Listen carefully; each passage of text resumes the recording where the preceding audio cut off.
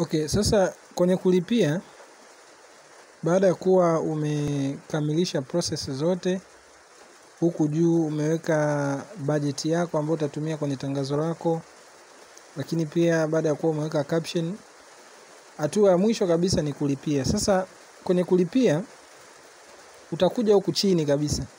Kuna sehemu hapo wameandika placement, lakini kuna sehemu wameandika pixel, meta pixel, alafu kuna payment method. Sasa wewe utakuja hapa kwenye payment method.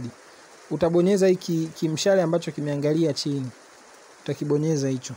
Ukibonyeza hicho kimshale atakuja huku maandishi wameandika change. Utabonyeza hapo change.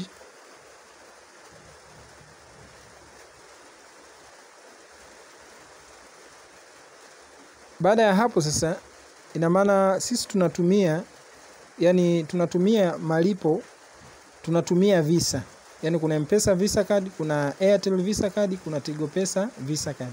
Kwa hiyo inategemeana unatumia mtandao gani. Kwa hiyo utaangalia sasa hapa kwenye hizi option tatu. Visa iko wapi? Na maana utaiona ipo hapa kwenye debit au credit card. Hapa juu hii option ya kwanza kabisa. Utabonyeza hapo debit au credit card. Baada ya hapo utapiga next. Ukipiga next watakuletea hizi hapa. Watakwambia name on card au card number MOYY. Kwa name on card utaandika Mpesa